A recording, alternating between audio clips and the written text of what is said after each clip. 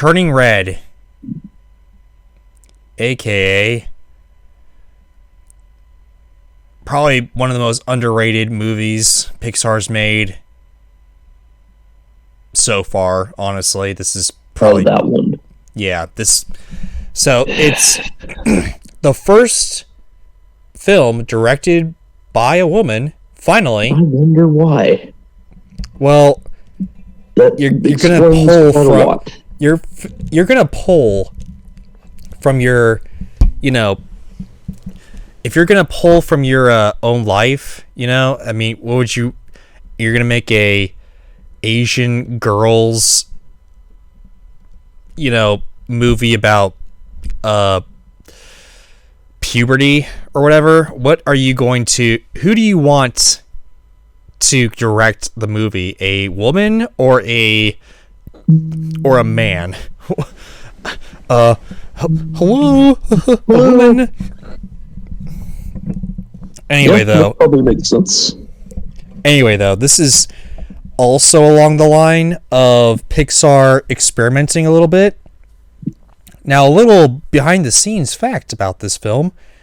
Yes, it's directed by a woman, but there's also a meme going around about this film that is not necessarily that good for this one guy, because the people that made the film don't care because they made a really excellent film in my eyes. But there's this one reviewer online that got up in a rage because the film takes place in 2002 Canada. That's very specific. But yes, okay. Because this director grew up, was like 13 or something in 2002 Canada.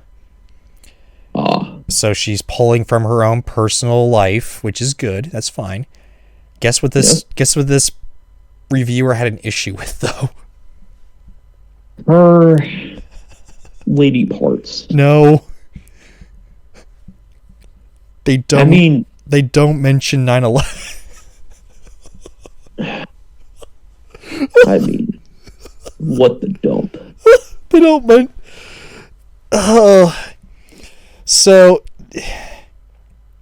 there's a ton of stuff that happens in, the early 2000s that don't mention 9/11. Are you kidding me right now? I could see that. But he's got there's this meme going around that he has an issue with the 9/11 or whatever not being in this film, and I'm not going to take that into account because he sucks as a reviewer, and he's well known by many people as being a terrible, crappy reviewer. So I'm not going to really give him anything here necessarily. But just so you know, I don't agree with that. Anyway, so what's this film about? This film is about a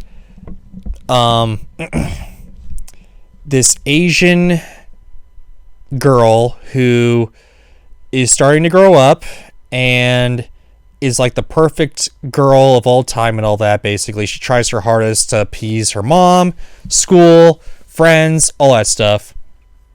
But then come to find out that whenever she has like a very emotional thing or whatever, she turns into a red panda, a giant red panda. At first, her mom, they don't come out and say it, but they go so far as to say that she runs around the high school trying to get, she runs around the school trying to help her daughter out by waving pads, like women's pads. So they go that far. They go that far, kind folks. You know what I'm talking about, son? Yes, I know what you're talking about. I'll give my thoughts at the end. But, I'll hold it for now. But anyway, so then the parents are like, "Oh yeah, you got the panda in you, or whatever." So that's basically a curse that the family has since, like, I don't know, the dawn of the family or whatever, where they got cursed where if the women get emotional, then they turn into red pandas or giant red pandas. You gotta do a special ceremony or whatever to get rid of it, and yeah. But then she starts abusing her power, basically. Like, she turns into the red panda, but then exploits it. Like, hey, you want to see the red panda in my school? Here, give me $20 and all that. So they can save money to go to these, like, boy band thing. Oh, God. And then the ceremony kicks in, and, she gets close to having to stuck as the red panda forever or whatever. But then she comes to terms in very, very short. She comes to terms with herself. She doesn't give up the red panda. She embraces the red panda, if you will. And yeah, that's basically it. She patches things up with her mom and all that. It's growing up. She's grown up. She knows she doesn't have to be necessarily perfect. Still try your hardest and all that. And all that type of stuff. Son, you got thoughts? Yeah. You want to talk about that? Yes. Let's see. I'll probably have opinions about your opinions, but let's move. Let's it's go on. Possible, but go ahead and sip the water, because I know that's what's about to happen. I'm not going to sip the water right now, but I'm going to give my voice a break. Wow. I got you. Okay. Well, if there's one thing for sure, we know, and it's as obvious as they possibly could have made it. This was by somebody who grew up and embraced the stereotypical millennial culture of that generation that's one above us, and it just definitely has that, and it's very obvious, and it's perhaps like it. Woke in a good way, but it could also be a bad way. It's a gray / woke, just to be kind. I would say it's in a good way. I've seen bad.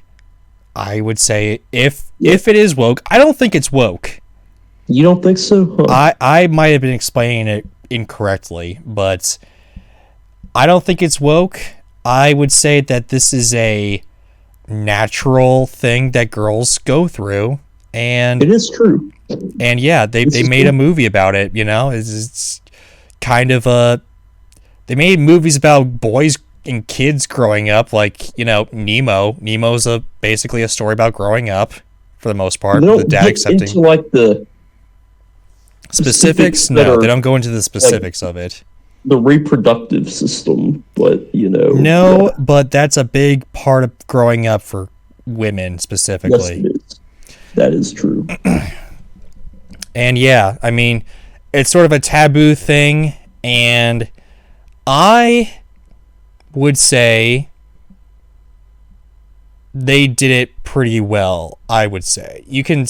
Yeah, it could be a lot worse. If kids 5 and under, or whatever, 6 or under, who don't know anything about how movies are made or whatever, they would be like, "What's a pad?" I mean, they could be literally anything. It's like one scene. It's like one little mention. It's not like a big, huge thing. Like, they wouldn't know what the red panda was supposed to represent. Oh, I see. But people who have gone through their period know what the red panda is supposed to be. Okay. Well, I have not, and I never will, and I know what it represents too. Indeed. Yeah. We again, you're above 15 and okay? Anyway. I am. Yes. The animation, let me talk about the good here. The animation, still really well done. It's in that experimental style like Luca was, but it's done to even more greater extent in my eyes, where it's more they have anime eyes at some points, and I'm like, yeah, okay. It's like Avatar: Last Airbender in some parts. Yep, you're right. Absolutely, yes. No Yeah, questions asked. it's and I like it. I like that style of it. Also, Okay. I'm indifferent yeah, on that. it is very, very 2002. Let me tell you, it's very 2002. Okay, if you lived in 2002, Which we both did. we did. I don't remember a single thing about 2002 Well, culture wise, except the but I inside had of to your look it house. up. I had to look up what the culture was, and it's very 2002. Let me tell you. I But- got you. Yeah, I'll have to look into that. I remember it Very boy from the band and all that, standpoint you of know. being like 4, but you know, I remember things from that era that kind of lingered, into the next few years. Even. It did, So, yes, but what I mean by 2002, I mean if you lived in 2002, that was the culture. That's what I mean by Okay. being very 2002. Anyway, I got you. animation's really well done. The editing's very well done as well. Honestly, it's very Canadian. Ooh, shooty. Yeah, it's very, very Canadian, which I was, we don't see a lot of Canadian stuff out there. And No, as a person who grew up on the border of Canada and I saw Canadian culture, I saw Canadian culture on the regular, okay, on the reg, if you will. Yeah. I want to see more of that, and I think we're getting a little bit more of that each passing year or whatever, including with this film. Maybe so. Cool. There are some issues Not with it, relate there, like but cool. pacing, I guess. The pacing's a little iffy, There's things that there's plot points that they drop in the middle or whatever, like how the little girl is about to turn into a giant red panda or whatever, but they just drop it and she can just transform whenever she wants to. They don't really explain how she could do that, It's just like a little scene and that's it. Like whatever, I guess. But anyway, Okay. there's little things like that throughout the movie, but I'd be lying if I didn't say that it wasn't enjoyable. It's so enjoyable. And Surprisingly, yes. That sounds like it'd be okay, at least. So, yeah, I dare say will show it to my kids if I have kids. It's that enjoyable. Really well done. okay. Maybe I'll show it to mine one day. You never know. Indubitably. 8 out of 10. Would watch again for Slam. At Would least. watch again. And in fact, it's very underrated. It was buried on Disney Plus for free. Crime of the century right there, okay? This film should have been in the theaters like upon release, not just, a Pixar bundle now that you go into theaters and you can see all these Pixar movies that could have been in the theater, but they didn't because of the pandemic, even though Turning Red was released outside of the pandemic when the film, like, everyone was starting to get back out, but whatever.